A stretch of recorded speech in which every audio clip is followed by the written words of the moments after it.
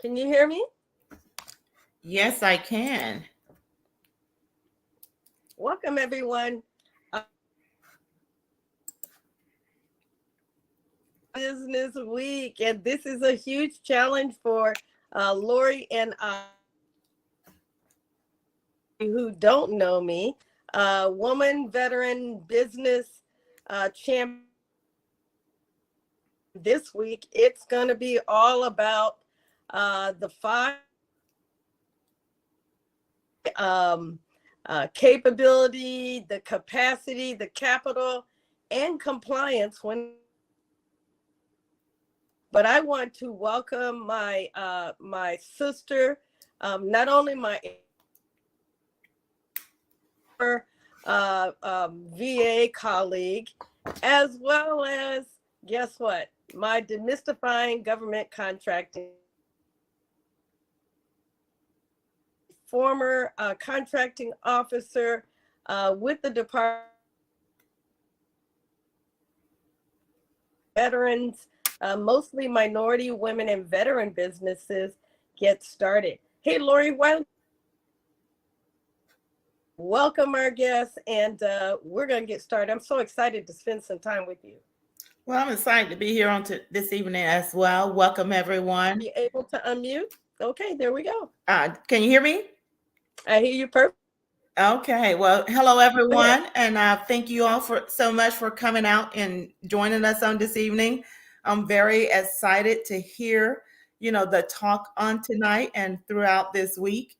As GI mentioned earlier, we're going at this thing. We may be experiencing some technical difficulties.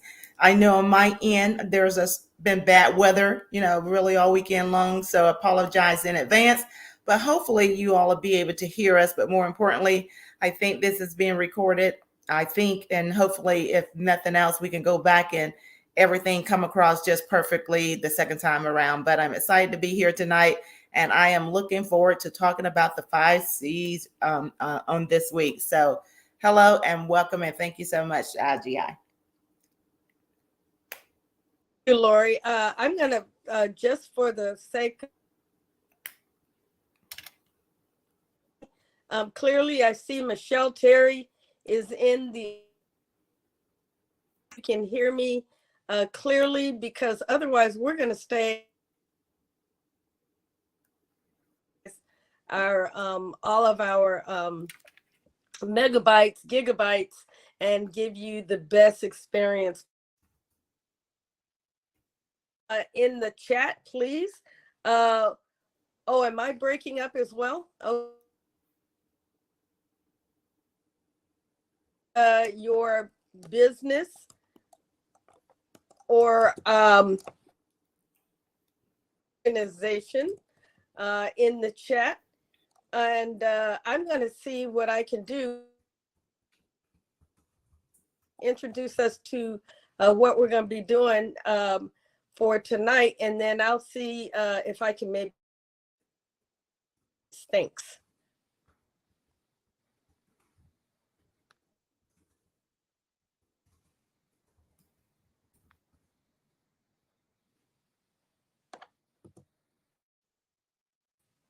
Are you able to unmute? There we go.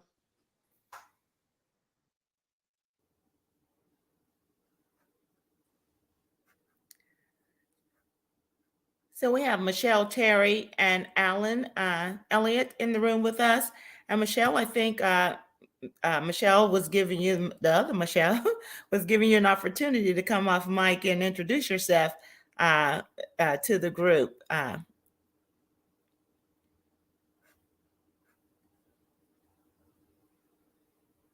And if you are having technical difficulties, just type into the chat box like Ralph James did. He's with RJ and AJ Enterprises, Inc., located in Sacramento, California. So thank you so much for joining us on tonight, Ralph.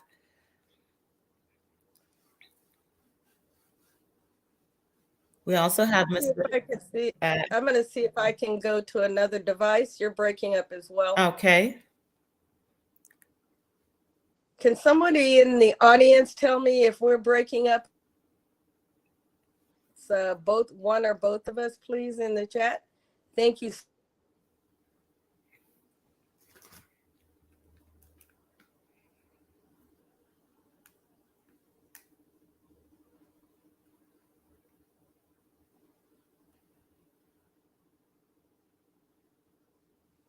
Go ahead, Lori. Okay, can you all hear me?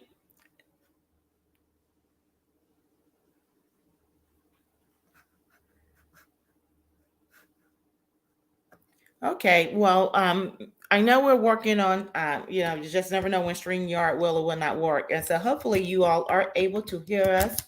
If you can, please just let us know in the chat box if you're able to hear us without any type of backlash or any kind of issues.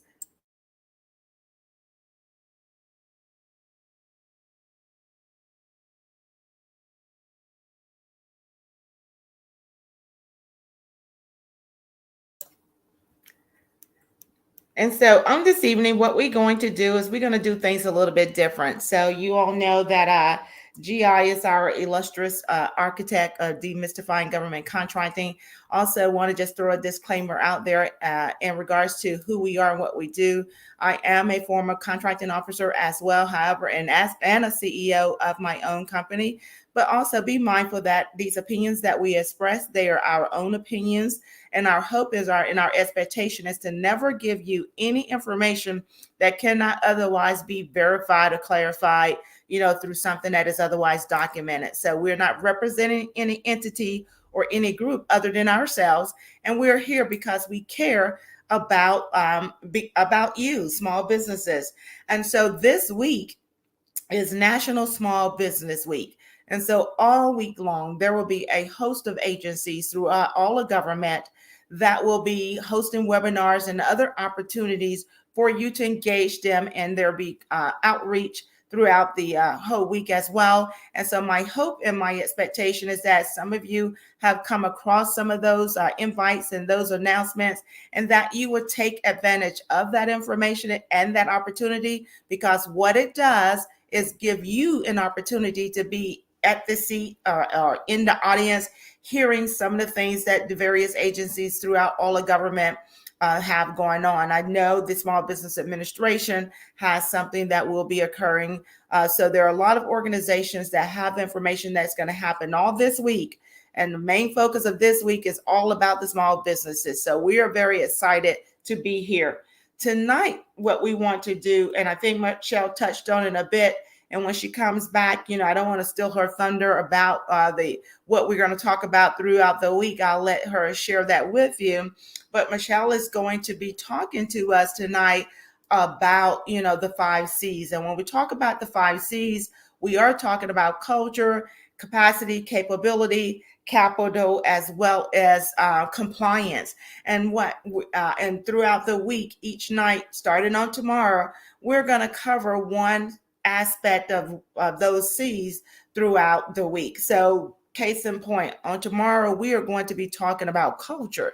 And when we talk about culture, it's not so much so just as the culture of federal government, but we also going to be touching on the culture that you as small businesses need to be ensuring that you have and that you are advocating as well. We will talk about the culture that some of you may be experiencing, some of the culture that may be communicated as through policies. And we're going to touch a lot on the executive order that President Biden executed as related to trying to increase diversity in the space of government, federal government and contracting. So got a lot on the plate to talk about next week. So hopefully here soon, Michelle will be able to come back in and let us know. I'm back. You back? Okay. And just give us that overview about what we're going to talk about. So, hey, we're excited to be here. Oh, thank you, Lori. Nothing like a wing woman to carry the load when another sister has fallen. So you might say, why am I talking about these 5 C's? And we'll talk about that a little bit more in detail every day this week. But it all is based on the Executive Order 13985 that started in January 2021. When it was one of President Biden's very first executive orders, and it is an order that is historic in its own right, because never in the history of the U.S. government has there been a federal-wide effort to increase the not only the diversity of I'm going to say veteran, I'm so used to, of small businesses in all of the categories. That's service disabled, that's veteran, that's woman, that's minority, that's LGBTQ. And so, as well as those who may be disabled without a having served in the military. The other key factor is it challenged the government to do several things. One, to increase the vendor base. So while the government is spending more money on small business, guess what it's not doing? It's spending money with the same businesses. And the whole, one of the major efforts around the Executive Order 13985 is to increase the vendor base. And that means to increase the number of vendors who have never done business with the federal government and give them an opportunity. And so as a result of these things, it's also challenging all of the federal agencies to gather data, to engage differently. It's also challenging them to consider, are there any processes, barriers or burdens that might be preventing vendors from coming in? Everybody knows, it sounds easy. Hey, get certified, get verified, and get a contract. But anybody who spent any time in the government space knows that it's not that easy. And so we want to spend this week. I thought it was, perfect timing to go live, to spend time talking during National Small Business Week about equity and government contracting, and specifically in these areas. Culture is about how does the federal government do business? And then it's also saying, what about its culture that keeps it continuing to do the business the way it is? It also is about the culture of small business and vendors, about their impressions about the government, how the government either should just give it to them, or how they may perceive that, there are hindrances and barriers. Then we'll be talking about, capacity. We'll be talking about capacity in the standpoint of both sides. That's why I love having Lori here, because as a former contracting officer, Lori can speak from that contracting perspective in a way that I cannot. But we're going to be talking about, capacity, not only the capacity of the acquisition staff, but also the capacity of vendors. And then we'll go and talk about the capability of vendors and the capability of the government. And then everybody loves capital. It's all about the money. And it's all about money on the budget for the government side, as well as the vendors finding money to be able to, to do business with the government. And then last but not least, compliance. I spent some time as an, audit and inspector with the U.S. Air Force, who I love, and, an organization that I just attribute to so much as far as my knowledge, my depth and width of knowledge. But guess what? You get whatever you inspect. If you expect it, but you don't inspect it, you're not going to get it. And we can make numbers say anything. So the question is, are we really making strides and holding each other accountable? Each other meaning not only the vendors, to reduce risk, but also holding the federal agencies, state and local, accountable for doing more business with diverse and underserved communities. So with that, Lori, that's how we're going to spend the week, a day on each of those. And then on Saturday, we're going to wrap up. All right. Well, I don't know about you all, but that sounds like a winner to me. So tonight, we're going to kick off things, just really getting to know the architect of the Demystifying Government Contracting Platform. Now, some of you may know Michelle, and we Hey, very Lori, before we get started, can you try coming back on video if that's possible for this portion? I want to see if our bandwidth holds up. There we okay. go. I want to see All that right. gorgeous silver hair and Well, that hey, beautiful face. they well, Proverbs said this is wisdom, so I need you all to soak it, so just love it because I'm wearing this wisdom. I decided to stick with it. But as I was getting ready to say, one of the things we wanted to do is, there's opportunities, you all have gotten a chance to meet us. I'm always playing with this hair because when you look at the camera, it's not really going the direction you think it's going. But anyway, there we go.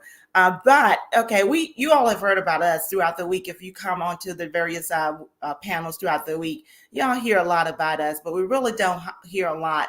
And we don't get an opportunity to really pin the flowers on the lady that has got us all together on a weekly basis to come here and just hear and share and just impart, what we have in our hearts to people.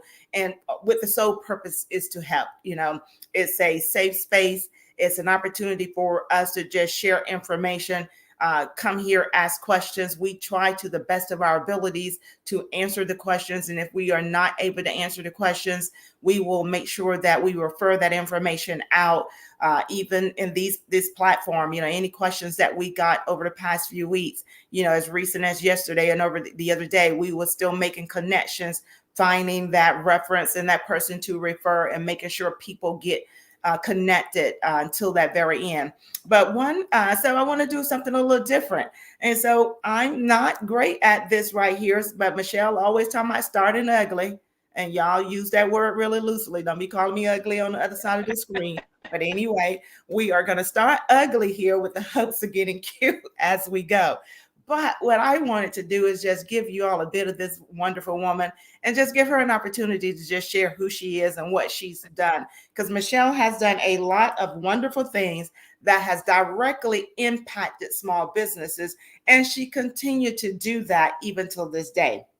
So here we are, and so like I said, I want to just do something a little bit different, and so I make myself some notes because people will tell you too that I'm not tech savvy, even though somebody keeps telling me not to continue to claim that because I'm better than I give myself credit for being. Yes. No, Hey, but Lori, let's go without video because you're breaking up a little bit on my okay. side. I want to And hear. so one of the things that I want to do is, okay, like we said, this week is National Small Business Week.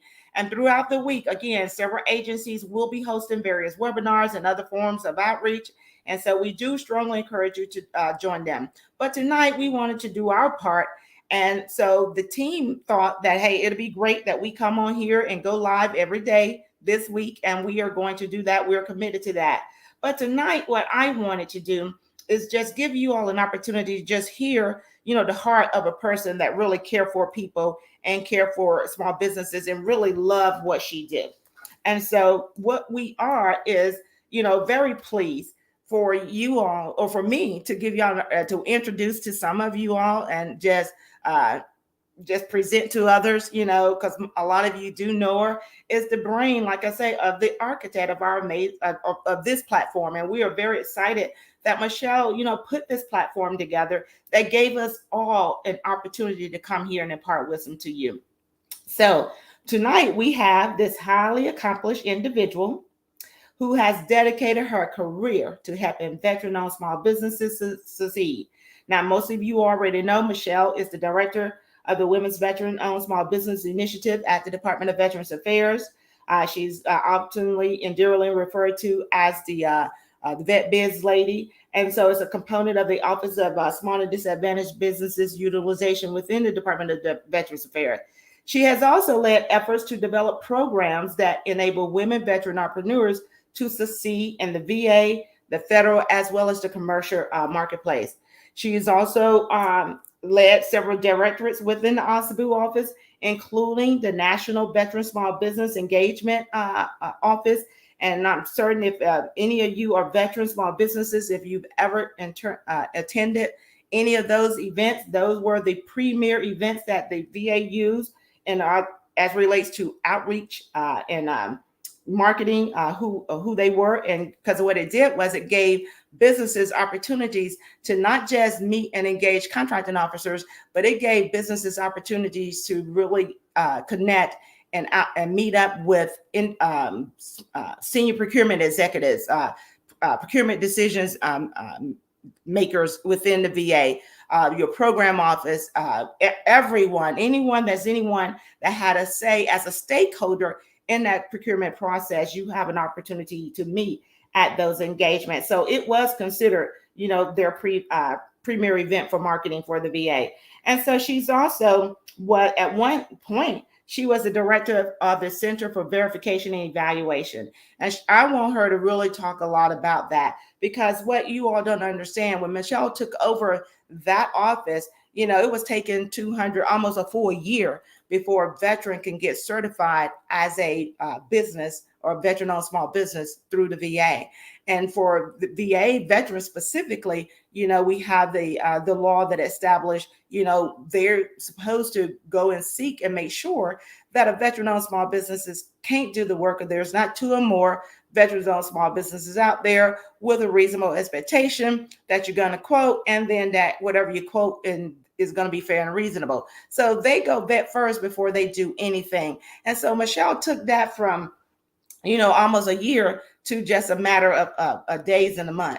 With she will let you know how great she reduced it down. But during that time, her turnaround, just revamping that whole program, it facilitated the execution of nearly $4 billion in contracts to veterans. That is huge. That's astronomical. And so when you think about her reach and the magnitude and the impact that she has had, just again, supporting small businesses, it just, you just can't even, I can't even wrap my head around it. But she's truly a wonderful and remarkable person. And then, oh yeah, by the way, like she mentioned earlier, she tried to downplay it. Yeah, she's an airman. Yeah, we are the big A. We are airmen, and I'm very proud to have her representing the blue. But she's a retired Air Force colonel, retired Air Force officer who served more than 20 plus years, and she has done all of this while supporting her family, again, giving of herself and her time, to others. So I don't know about you, but Michelle has done a lot. And to think that her mind and her heart is still towards commitment. And so that is the beauty of this here. And she has made it her personal mission is to be about the business of American veterans, entrepreneurs, and serving those who continue to serve America. And so, ladies and gentlemen, I don't know about you, but I am thrilled to be in her presence, to be considered her friend. I hope. Girl, stop. I'm very excited for her to have just created this panel. But I'm just grateful that tonight we get to hear her heart. So, Michelle, without further ado, what I want to do, and we'll go back and forth, but I want to give you the floor. And so, because everybody want to hear, how did demystifying government contracting get started? And why is this so important to you? And the this being making sure small businesses have what they need. And I know your heart lie with veterans, and yes, it does, and as do mine. And we would be, dishonest and be disingenuous if we say otherwise. But the great part about that is our heart is so big, and your heart is so big. Your heart is about us all. So you want all small businesses to be appropriately represented in the government space, and that is wonderful. So hey, we just want to hear, girl, what was you dreaming about when all of this was in your head? Because it's wonderful. Well, first of all, I'm blushing. Even if I had my camera on, you wouldn't be able to see. I'm so honored, you know, to be chosen, right? To have been given this assignment. And most of the time, when you look at the passion of a person, right, the direction and the vision of a person, it didn't start. It wasn't just a light switch that got turned on. It really started, 40 years ago. I came into the Air Force by accident, and just going to give you a quick kind of, a couple of little stories here along the way. But I came in the Air Force by accident. My father was one of the first Black Army Corps of Engineer officers, and he and my mother met and married at Tuskegee Institute, now Tuskegee University. And he said to my brother and I, if you get accepted into Tuskegee, you're going to go. My brother's about 4 years behind me. And so I got accepted to several other schools, but Tuskegee accepted me, and there I showed up at Tuskegee, and that was the most Black people I'd been around since that weren't related to me, because my father being, one of the first Black Army Corps of Engineer officers, he was generally the only Black officer at the post everywhere we went.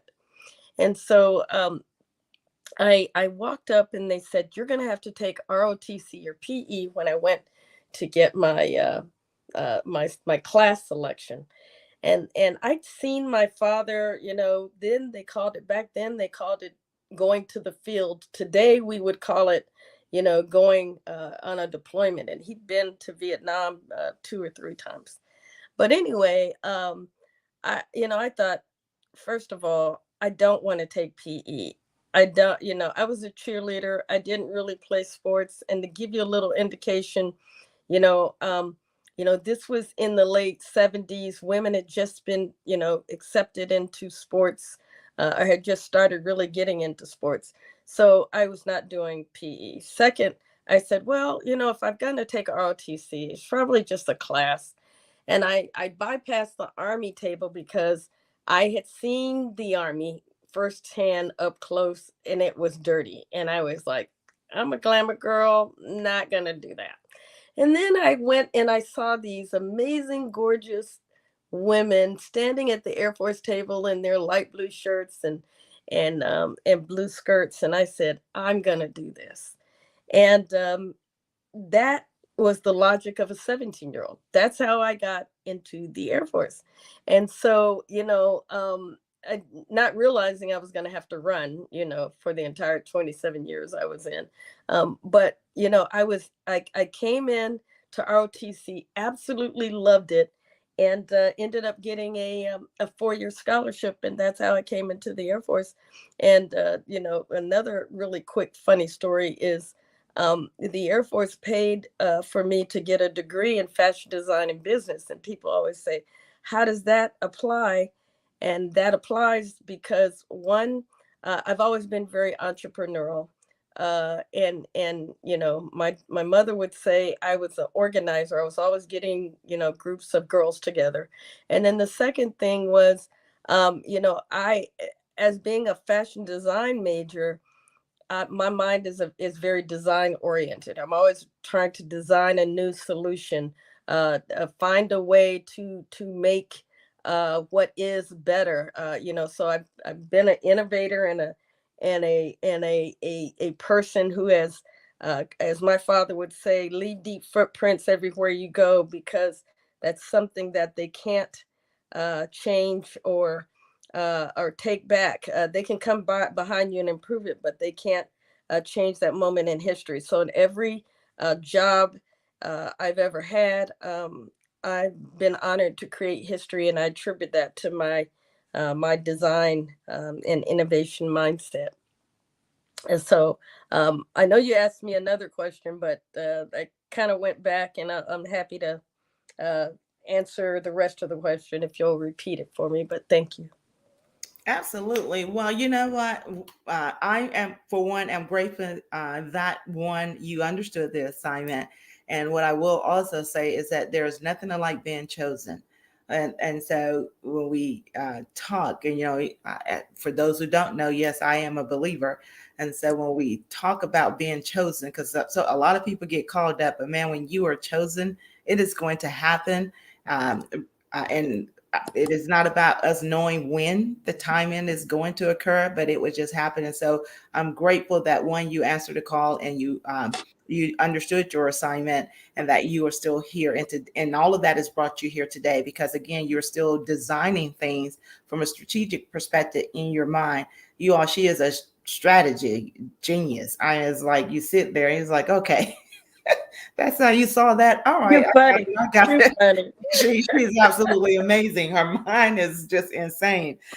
But when coming here now and creating demystifying government contracting, and you setting up this platform, why is it important for you to just really have a heart for small businesses right here, right now? Um, well, a couple of things. My entire time in the military, I was an entrepreneur, and that's what I mean by I've always been entrepreneurial mindset.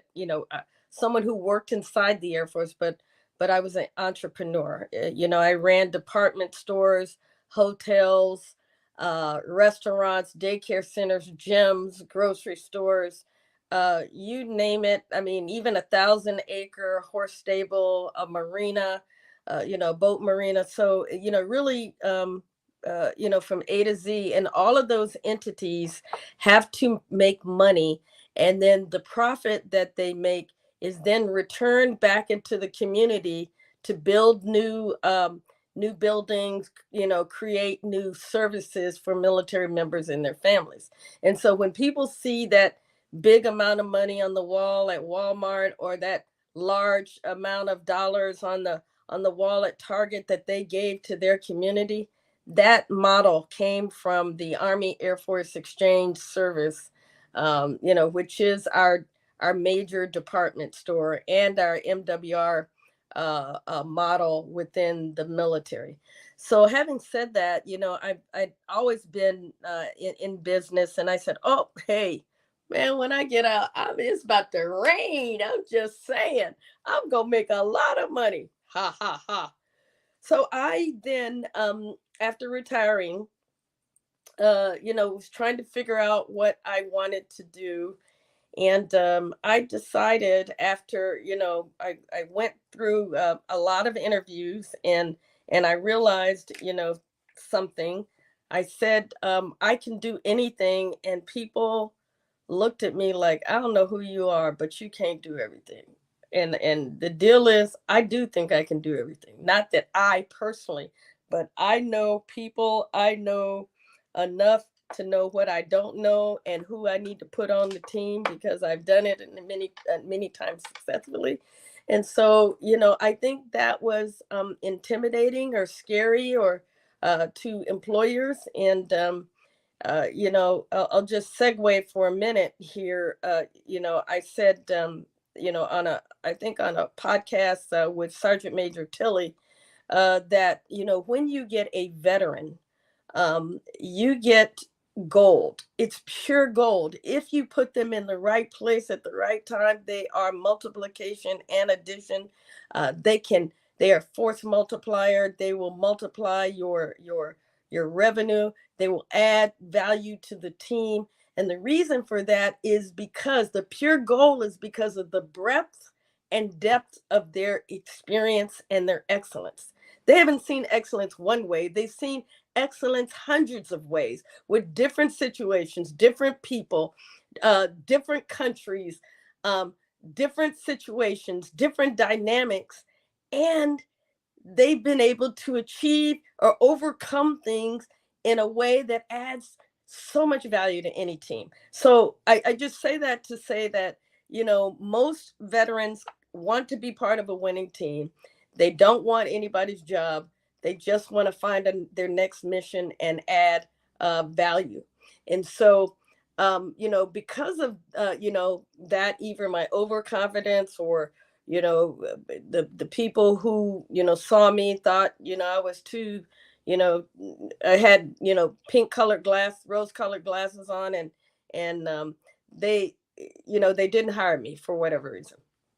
And I mean, with one organization, I went through 8 interviews, and that was a little disappointing. But But, the reality is God always knows, like you say, I'm a believer as well, where we're supposed to be when we're supposed to be there. So I went into business for myself and I said, this is going to be great. And, I did what everybody else does. I got Sam's Dunn's, did all of that kind of thing. And a former, Air Force Chief Master Sergeant and an Air Force Colonel, um, uh, former, gave me my first two subcontracting opportunities. So I was a subcontractor, one FTE, to two veteran-owned businesses, and that experience over 2 years. So I was in business for myself for 2 years, was very eye-opening. While I may have been quite capable of uh, of running things, right, of innovating things, of even generating revenue, I did not understand that I was in a new country. That uh, you know, government contracting and being in business is like deploying to another country. There are different rules, there's different culture, there's a different language, there's different documentation needed to get in the country, to operate in the country. It's different kind of money. All these things that I did not know and was not aware of. And so I jumped in and did what I always do. I'm going to, failure is not an option. I'm going to make sure it succeeded. But after I spent that time in business, I'm going to say something that's probably, and again, Lori, I'm going to reiterate, these opinions are GI's opinions, not the opinions of, anybody else. I experienced that it sucks to sub. And not necessarily because in a sub, but I mean subcontract, to be a subcontractor. And what I realized is I didn't even know my market value.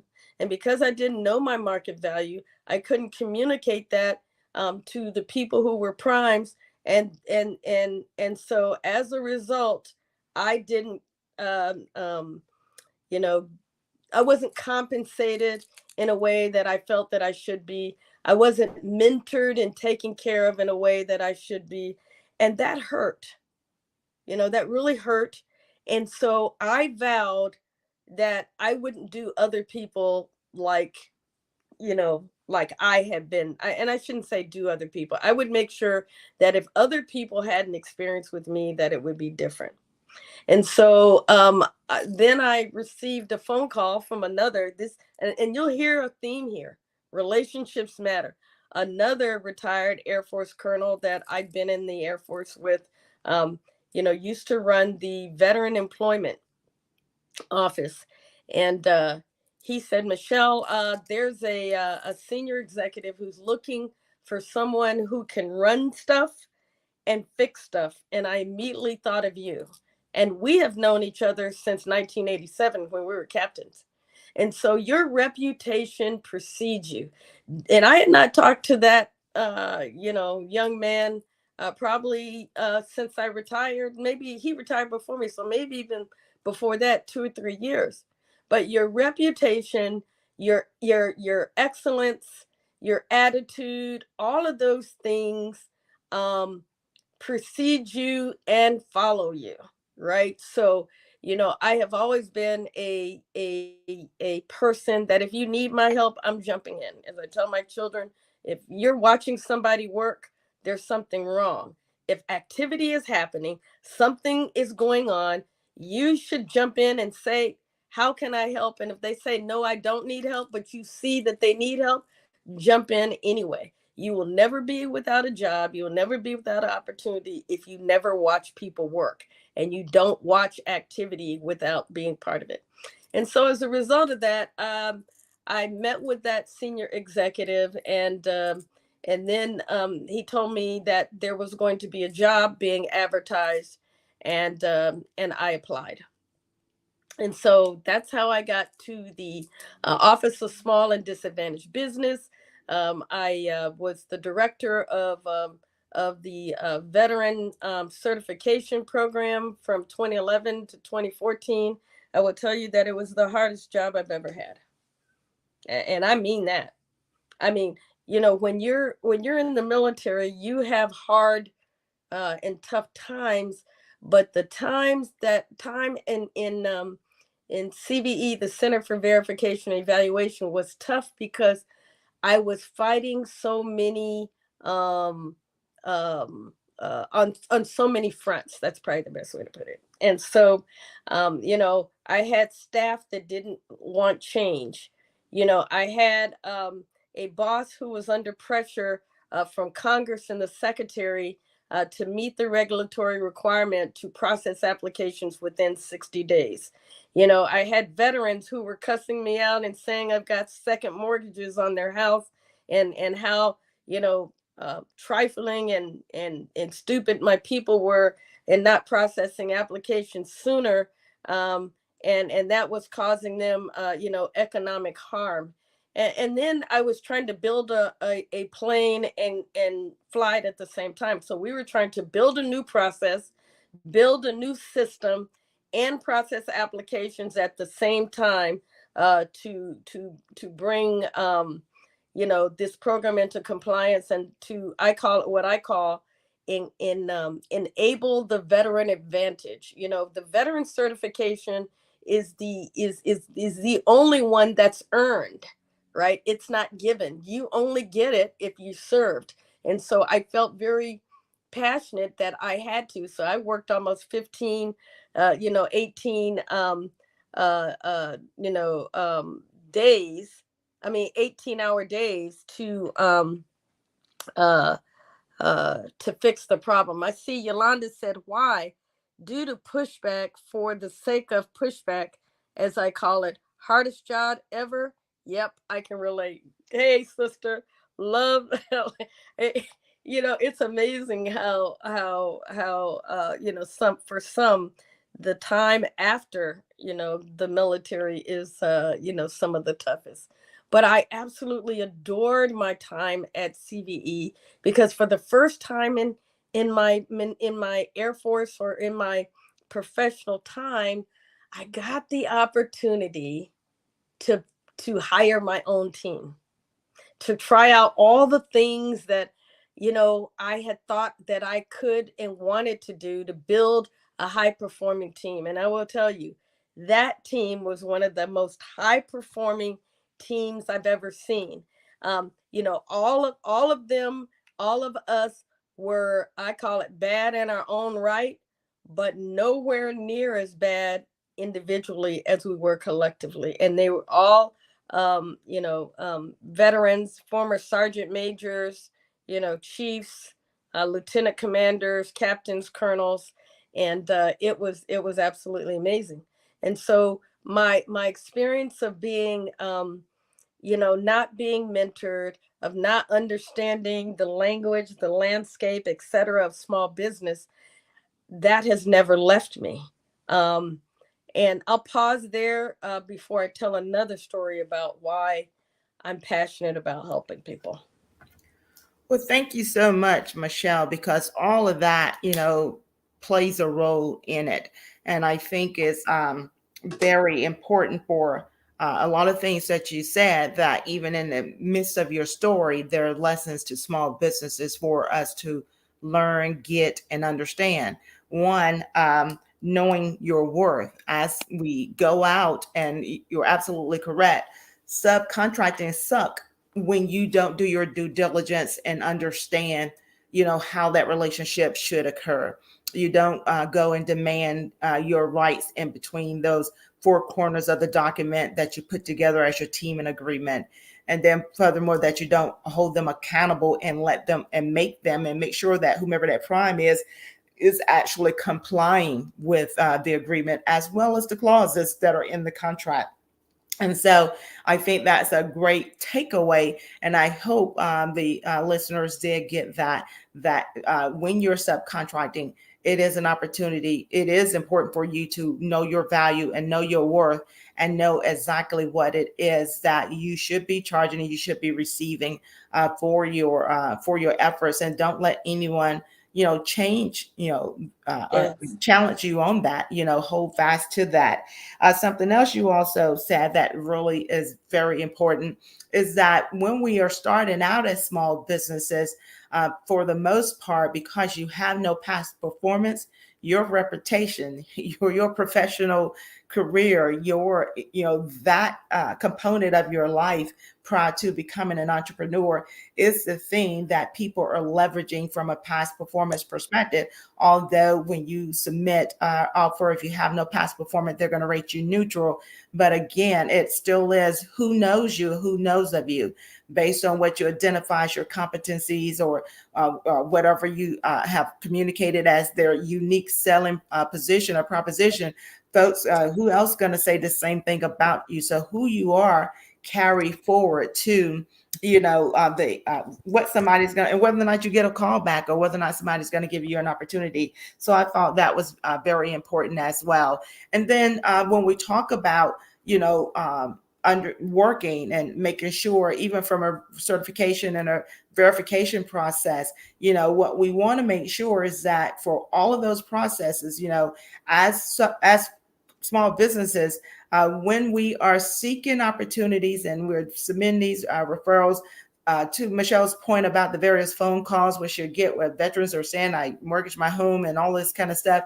Those are one conversations that we should never have with the government about the status of an application to do business with the government. And I say that because as a small business, what we have to do is stop ourselves from putting ourselves in a situation where we can't afford to even be there. So the Mhm. expectation should not be that the government is going to do everything because sake of I call and I say that I'm a veteran, so you got to move heaven and earth. Although that is what we're trying to do.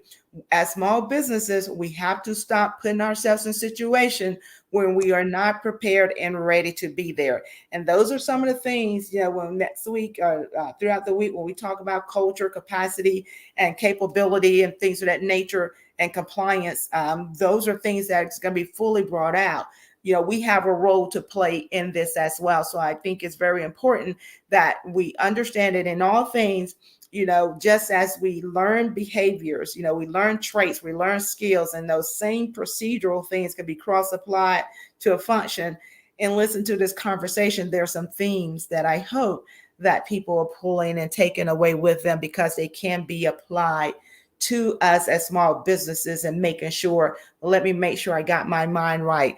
I think Yolanda had put in here a question about whether or not we thought the mentor protege program works as intended.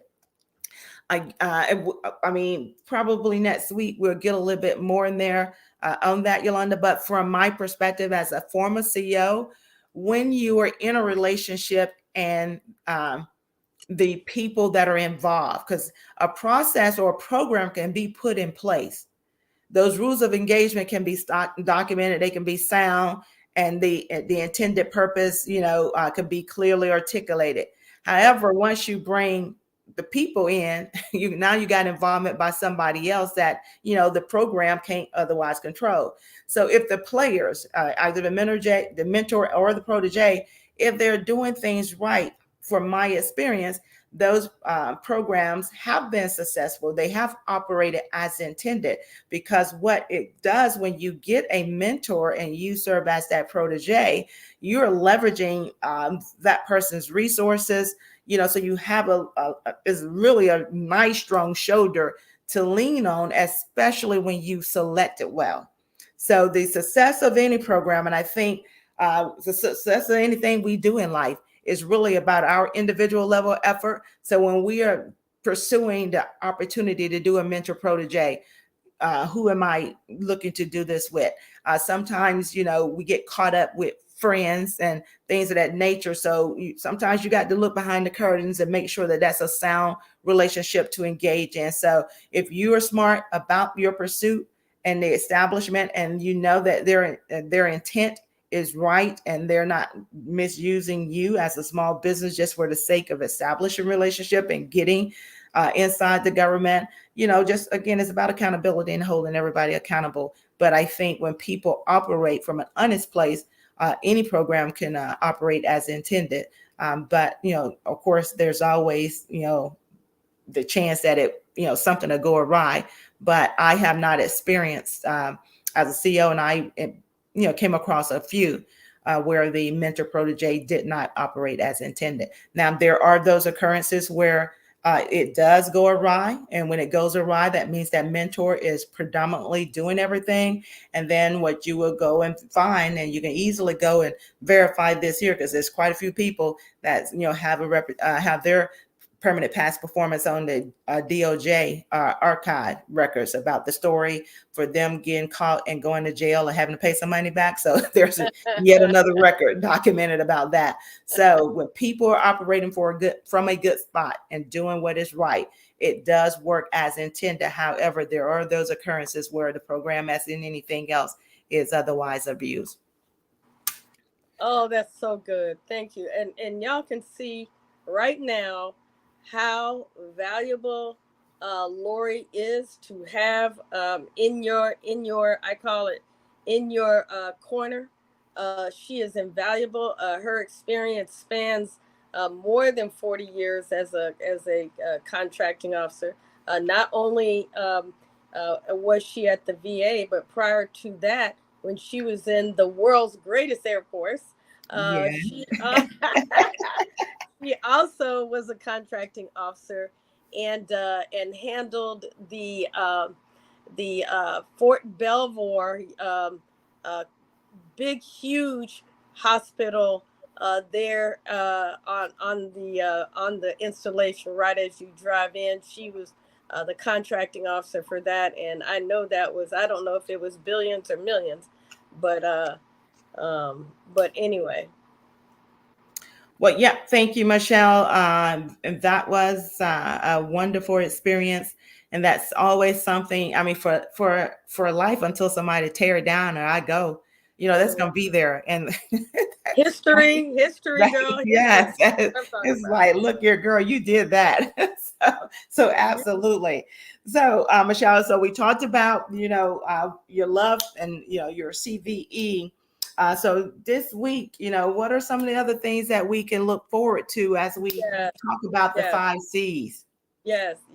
So, this week we're going to talk about the 5 Cs, but I'm really excited about tomorrow, the culture conversation, right? And before I go back to that, before I go to that, I wanted to end with, while CVE was extremely rewarding, the Center for Verification and Evaluation, the Women Veteran Owned Small Business Initiative, another point in history, is just tremendous. Has just been absolutely a delight. I didn't ask for that either. It's kind of, it was situational, where we got our very first female executive director of the small business, and she said, Michelle, why aren't we doing better? We, the VA, doing better in our woman-owned small business goal. Why don't you, do a research project, look at some data, etc. And when I looked at the data, I realized it had to do with the Small Business Act, right? VA is the only federal agency by law that must give a portion of its contracts um, to veterans and service disabled veterans. And so, a goal, SBA goal is one thing, but a law is another. And so, as a result, um, this is why we're looking, to increase the number of women veteran businesses, not only in VA, but in the federal government and commercial, because, you can get 2 for 1, right? And we most of the time can count them also as a veteran woman. And then, also many women veterans are minority, so we can count them that way as well. So, helping these women, giving them permission and opportunity has just been a absolute delight. And many of them, if you just Google uh, Woman Veteran Small Business Initiative. You will see that many of these women are vet biz lady. These ladies have been highlighted in more than 30 publications over the last 4 years, and they're doing a tremendous job. So I'm very proud of that. Last, I do want to say that, again, all opinions here, are that of the guest and not of any federal agency. We'll be talking about something that I think is really, really critical tomorrow. Monday will be culture. Tuesday will be capacity. Wednesday will be capability. Thursday will be capital, and Friday will be compliance. And then Saturday we're going to wrap up. But let me just say that the culture conversation tomorrow is going to be very interesting. I hope you'll pass the word. Come spend some time. Just kind of, if you have not looked at the equity action plans for all of the federal agencies, you can find the major overall plan, the highlight executive summary of all of those at whitehouse.gov/equity. I encourage you to go look. And then if your client is a specific agency, and there's over 99 agencies that are being held accountable by the president to produce equity action plans, you can go to that particular agency's website. And, for instance, va.gov/equity is where, VAs is located, but you can say Department of Energy equity action plan, and it will come up. So we're going to have an amazing time. I hope that you all will come with the hard questions. Yolanda was the only one that came up with a hard question. And yes, you're right. It does go both ways. I'm going to put that on the screen for a minute. Treat others like you want to be treated. Amen to that. And I encourage, women, veterans, to especially, do that. Be the person that mentions opportunity when there's opportunity in the room. But that's also a cultural thing that we can talk about tomorrow. A lot of cultural things are the unwritten things that happen. The culture of the government and how they see small business, as well as how small businesses see themselves and see each other. So with that, Lori, I'm going to pitch it back over to you. Thank you so much for allowing me to talk about what I'm passionate about. Oh, you know what? Oh my God, I didn't tell the story, the real story, the real story, why I'm passionate about helping people. I will tell that as a closeout after you give a few words. Okay. Well, thank you so much, Michelle. And Yolanda, one of the things I do want to make sure that I did cover is you are correct. When I talk about the mentor protege, and when I made the reference to when it goes bad, that is where you can go over to the DOJ. You can find their stories about their performance on there. Those are those mentors that have taken advantage of those proteges, or otherwise known as mentees. However, what I also will say is that what I have found, and what I know to be true, because I've had small businesses call me and will, complain and make references. If we do not tell in a report, it is just a story.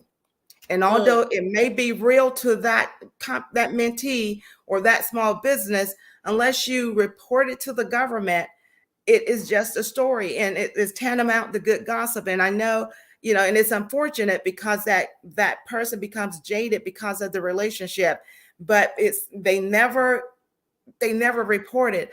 I would tell a quick occurrence where I had a small business come to me to tell me that they were not getting paid by the prime.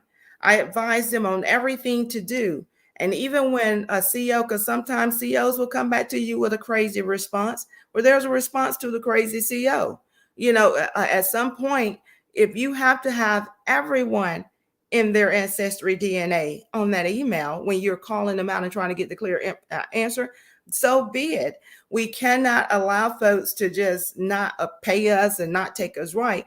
And even after I gave him all this great advice, I checked him on it, a little while ago. He came in my spirit the other day, so I do need to follow up with him.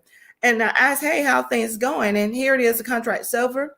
7 to 8 months later, you're still owed money. Your marriage is falling apart. You're about to lose your home because you didn't want to rock a boat. Mentees, subcontractors, if you're working on a contract, you have to report it, you have to document it, and you scream until somebody pay attention, because at the end of the day, you've already rendered service for which you have a right to be properly accommodated and given due consideration for. So in a lot of the mentor protege relationships, just like the subprime and subcontractor relationships, the mentee and that subcontractor will not report the abuse and the mistreatment, and they walk away from the program, without realizing the true benefit and the greatness that it can be. And so we have to get them documented. And so, but it does go both ways. And when they do report it, that mentor is caught, and the DOJ make them provide due consideration, and they're precluded from being in the program again. They may end up on the excluded party list. So when we report it, we can control it, and we can take care of it. But you're right, it does. Mentees do get taken advantage of, but no, they never report it, and that's unfortunate. And so, but that's all I had. I do appreciate all of you all coming in and joining us on this evening. As Michelle indicated, we're going to be here all week long. So please share with your friends. Come back to join us with throughout the week, because it's going to be some great topics. And Michelle, I'll let you close it out. Thank you so much. So, as you, again, I want to thank you for joining and spending time with us. And as I told you before, my father was, the only Black officer on the post most of my formative years. I'm gonna call it that way. And so, at his first duty station, because my mother and father married in college. So I was about 5 or 6 years old when we arrived in Germany at his first duty location. And we were unpacking. I'm sure you can, picture the truck there unloading with the boxes. And, this time I'm an only child, and I'm running around all in the way and, up and down and excited about the new space. And my mother said, Michelle, go outside and play. Don't you see those kids playing at the playground? Well, in Germany, they have these very tall, high-rise military housing buildings with balconies. And the higher rank you are, the higher you get to live. The higher you get to higher floor you live on. And in the middle of this, we call it almost like a quad, is a playground in the center of the of this quad. And so I run across the street to the playground as my mother watched, and then went back inside. And there are kids swinging on the swings, playing on the merry-go-round and the monkey bars, and just running around. And I'm running around introducing myself. Hi, I'm Michelle, I'm new. Hi, I'm Michelle, I'm new. And I go from the monkey bars to the swings. And then I just kind of sort of stayed on the merry-go-round, and I'm talking to the other girls as we go round and round. And then all of a sudden, Susie's mom calls from the 4th floor balcony and says, everybody come in for cookies and milk. And let me tell you, now Willa Mae Hall Gardner, that's my mom's name, would have killed me if she'd known I'm running and following some kids inside a building and she doesn't know them. But that's exactly what I did. I followed about 7 or 8 kids running up the stairways each round, and I'm the last of the children because I don't know that one should be there, 2 where I'm going. So we get to the 4th floor, and the kids are running in, and Susie's mom is saying, I made cookies and milk. The cookies are hot. Be careful. And as I get ready to go into the door, Susie's mom puts her hand up and she says, "Oh no, not you. You've got to go home for cookies and milk." I stand there bewildered as she closed the door in my face. I run down the stairs crying, sobbing, trying to understand why I can't come in for cookies and milk. And then, when I run across the street and I bust in the front door, just sobbing uncontrollably, and my mom says, "Michelle, Michelle, what's wrong? What's wrong? Why are you crying?" I said, "They won't let me have cookies and milk. They won't let me come inside." And my mom says, "Oh, hon, I'll make you some cookies and pour you some milk. Don't worry." And I said, "Why won't they let me come in?" She said, "You don't have to worry. I'll explain later." You see, my father was the only Black officer on that entire post, on that entire installation. And it is because I may have had the door shut in my face, but the world's greatest Air Force has opened up the door for me to have the opportunity to have 7,000 people work for me, run a $1 billion operation, and touch the lives and mentor so many thousands of people. And that I may have been last, but God has allowed me to be first, the first Black female officer to make colonel in my specialty. But more importantly, this has given me a passion for people who are last and people who have been shut out. And that is why it is my mission, it is my ministry to help women, veteran entrepreneurs, and a few good men achieve economic success through entrepreneurship. It has been my pleasure.